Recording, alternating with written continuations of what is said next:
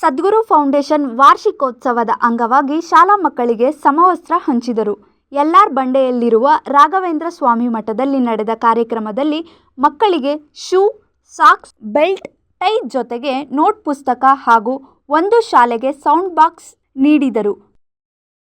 ಕಾರ್ಯಕ್ರಮದಲ್ಲಿ ಮಾಜಿ ಎಂಎಲ್ಸಿ ಹಾಗೂ ಸದ್ಗುರು ಫೌಂಡೇಶನ್ ಹಿರಿಯ ಮಾರ್ಗದರ್ಶಕರು R V. Venkatesh, DCP security, VVIP security Manjunath Babu, Kanteerava studio ಅಧ್ಯಕ್ಷರು Mehboob Pasha, Karnataka state journalist union ಅಧ್ಯಕ್ಷರು ಜಾನಕಿ ಮೋಹನ್, ಸದ್ಗುರು ಫೌಂಡೇಶನ್ ಗೌರವಾಧ್ಯಕ್ಷರು ಎಂಎನ್ ಪ್ರಕಾಶ್, ನೆಲಮಂಗಲ ನಗರ ಸಭಾ ಸದಸ್ಯರು ಕೃಷ್ಣಪ್ಪ, ಸರಿಗಮಪ ಕಂಬದ ರಂಗಯ್ಯ, ಖ್ಯಾತ ವಕೀಲರು ಪ್ರಶಾಂತ್, ಬೆಂಗಳೂರು ಗ್ರಾಮಾಂತರ ಜಿಲ್ಲಾ ಪಂಚಾಯಿತಿ ಉಪಾಧ್ಯಕ್ಷರು ಶ್ರೀನಿವಾಸ್, ಸದ್ಗುರು ಫೌಂಡೇಶನ್ ಅಧ್ಯಕ್ಷರು ಎನ್ ಪ್ರಭಾಕರ್, ಪ್ರಧಾನ ಕಾರ್ಯದರ್ಶಿ ಮಂಜುನಾಥ್, ಹಿರಿಯ ಮಾರ್ಗದರ್ಶಕರು lion Munikrishnappa, Hathway cable network Manjunath ಮತ್ತು ಸಂಘದ ಎಲ್ಲ ಮುಖಂಡರು, ಶಾಲಾ ಪ್ರಾಧ್ಯಾಪಕರು, ಮಕ್ಕಳು ಭಾಗವಹಿಸಿದರು.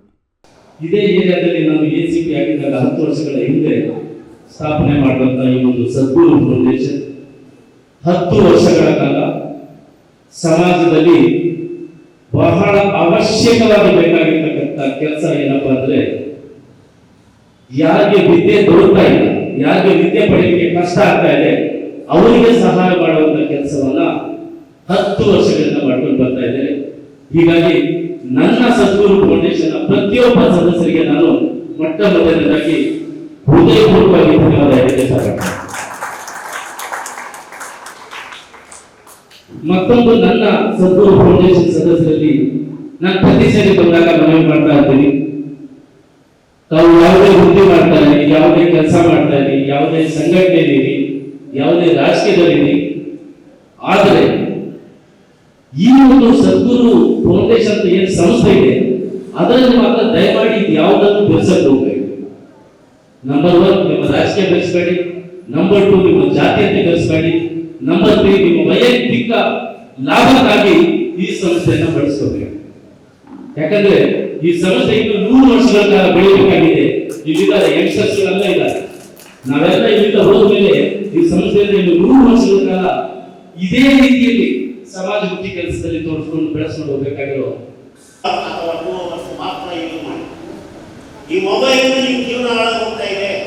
ಇವತ್ತು ನಾನು ಹೇಳೋ ವಾಗ್ದಾನಕ್ಕೆ ಎಷ್ಟು ಜನ ಕೈ ಎತ್ತಿ ಮಕ್ಕಳು 2 ಅವರ್ ದಿವಸಕ್ಕೆ 2 ಅವರ್ ಮಕ್ಕಳು, ನಾನು 2 ಅವರ್ ಬಿಟ್ಟು ಬೇರೆ ನಾನು ಮೊಬೈಲ್ ನೋಡಲ್ಲ ಅನ್ನೋ ಎಷ್ಟು ಜನ ಕೈ ಎತ್ತಿ. ಇದು ಸುಮ್ಮನೆ ಕೈ ಎತ್ತದಲ್ಲ ಮಕ್ಕಳೇ, ಇದು ಸುಮ್ಮನೆ ಕೈ ಎತ್ತದಲ್ಲ. ನಮ್ಮ ಇಲಾಖೆ ಬಹಳ ಪ್ರೋಗ್ರೆಸ್ ಶಿಕ್ಷಣ ಇಲಾಖೆಯಲ್ಲಿ ನಮ್ಮ ಹೈಯರ್ ಅಧಿಕಾರಿಗಳು ಎಷ್ಟು ಮಕ್ಕಳು ಪರೀಕ್ಷೆ ಕೊಟ್ಟು ಎಷ್ಟು ಔಟ್ಪುಟ್ ಆಯಿತು, ಎಷ್ಟು ಪರ್ಸೆಂಟೇಜು, ಸರ್ಕಾರ ಇಷ್ಟು ಸವಲತ್ತು ಕೊಡ್ತಾ ಇದೆ, ನಿಮ್ಮ ಪ್ರೋಗ್ರೆಸ್ ಏನು? ಅವ್ರು ಹೇಳ್ತಾರೆ, ನನಗೆ ಕೈ ಮುಗಿತಾರೆ, ನಿಮ್ಮ ಶಾಲೆ ಮಕ್ಕಳು ಅಡ್ಮಿಷನ್ ಆಗ್ತಾ ಫಸ್ಟ್ ಕ್ಲಾಸ್ ಬರುತ್ತೆ ಅಂತ. ನಮ್ಮಲ್ಲಿ 35% ತಗೋದಂಥ ವಿದ್ಯಾರ್ಥಿ ಕಾಲೇಜ್ಗೆ ಹೋಗ್ಬಿಟ್ರೆ ಅವ್ರು 75-90%